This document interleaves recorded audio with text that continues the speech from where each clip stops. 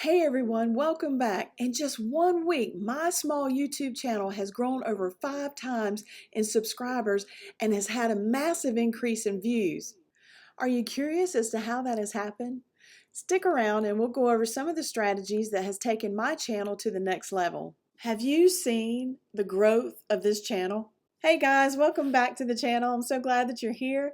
And if you subscribed this past week, welcome. And if you've not and you're just watching this, we would love to have you. I want to go over some strategies that I used and give you a quick recap of last week's analytics. And as promised, I'm going to go over screen sharing so that you can see how to put yourself in that little box down at the corner of your screen. The screen sharing will be only for the Mac computer or MacBook. It will not cover Windows. I'm just an average person with average technical skills.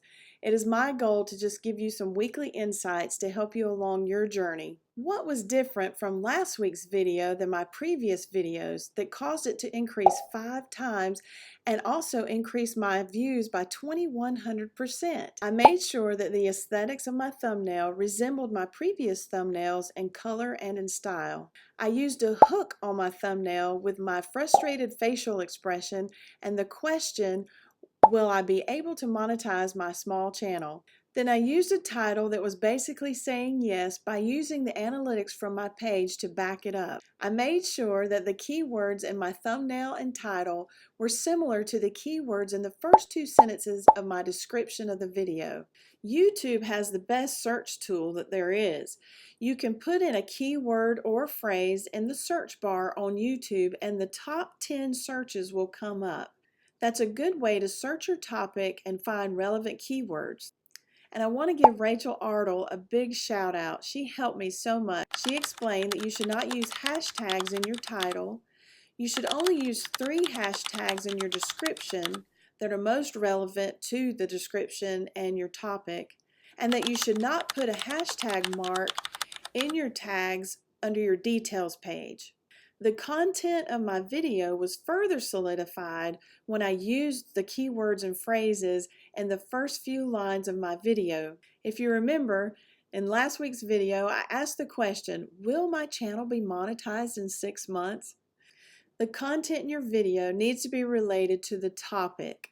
This way, YouTube knows where to send out the video and what your audience is. Think of it like those dreadful research papers we had to do in school, where you had to come up with a topic, then you had to narrow it down, you had to come up with a thesis statement, which was really a synopsis of what your topic and your paper was about, and then you came up with the body and the conclusion. This is pretty much the same if you look at it that way, and it's really challenging my English skills. So with this information, go back and look at your thumbnails, your titles, your tags, and don't be afraid to change them.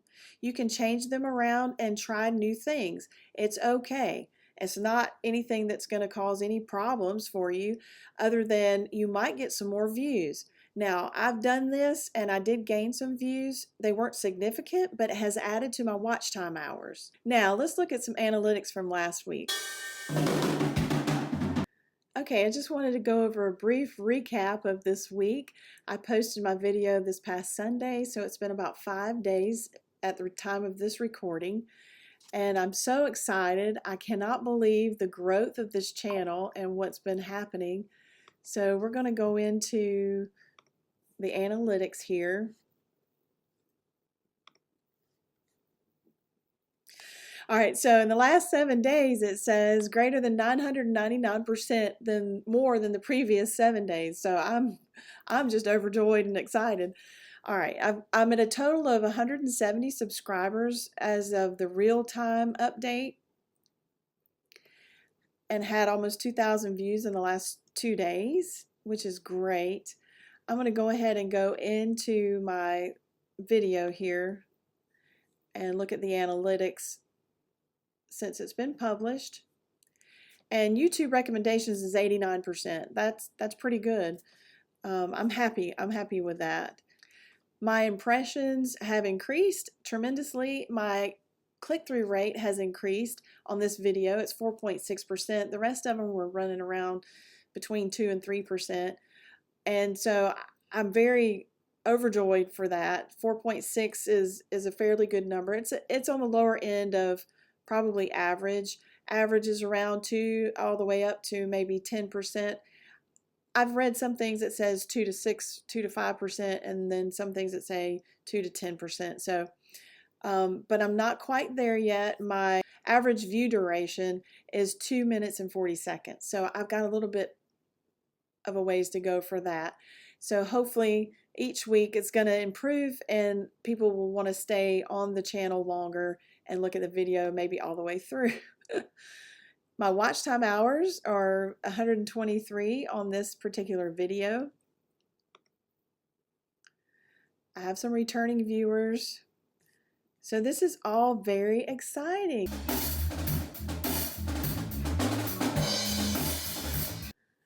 Okay guys, just as promised, this is the screen recording for a Mac computer or a MacBook. It does not cover Windows for any other desktop or laptop. So I'm going to have to switch over to my cell phone for a brief little clip once we get to a certain point so that I can show you exactly what it looks like when you get into this program.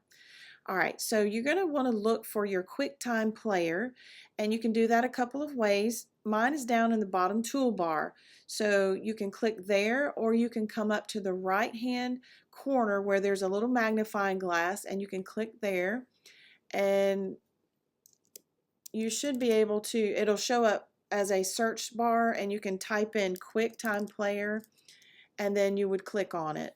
The other way that you can find it would be through Finder, and you can click Finder and you can go to Applications and you should be able to find it in your applications. Alright, now, so I had to switch over to my cell phone. We're going to select the QuickTime player again. I have to open it up. And then under New Screen Recording, you're going to see this little box pop up. And this is what I couldn't show you because we're not recording yet. The little camera icon is my little arrow or my cursor. So it turns into a camera. That means that we're not recording when it looks like a camera. You need to select the options box and you need to make sure that your built-in microphone is selected. If it's not selected, then you don't get any audio with screen recording. So I'm going to, all right, here we go. We're going to click this. So now the screen is going to be recording. Okay, now I've switched back. And now that we've got the screen recording going, you can see that there's a black little dot up here at the top, and that means that you are recording. So now we want to come back down to the QuickTime player, and you want to select New Movie Recording. And there we are. So make sure when this comes up that you do not touch the record button here and you do not touch the volume, because if you do, it's going to make your mouth not match up with your words. And so that is, it's just annoying to me when that happens. So just make sure that you don't click that. You already have your audio coming from the screen. The computer's picking up your audio. All right, now you can take your cursor to the edge of the screen. You have to click it first, take it to the edge, and then you can pull it in and make it smaller, or you can pull it out, make it larger. And so now we're going to go on to, all right, so let's go on to YouTube. Now, the next thing that you want to do, click your screen. See how you're in front here. You need to come over to View and select Float on Top. That keeps you in front of the screen that's behind you. So I'm going to select this screen and just make it larger so you can pull it over on your Mac. Alright, so now I don't move away. Now let me show you what happens if you don't put float on top and then you go to type into the toolbar here, then you disappear and you're like, oh my goodness, where did I go? How do I get me back? So we can make sure, don't panic. You'll have to come over and select this screen again so that, because you're behind it, click it, and then come back to View and put Float on Top. So now you're there.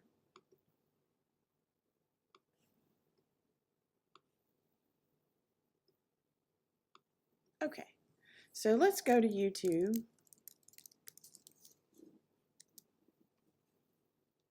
And there you go. So you can make yourself smaller.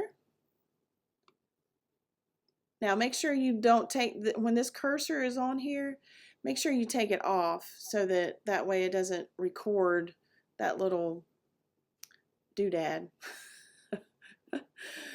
All right, so but you can move it around so you can see. Okay, now, so what do you do when you're through? You need to go back up to the top toolbar here where the little recording icon is, and you'll tap it, and it'll end.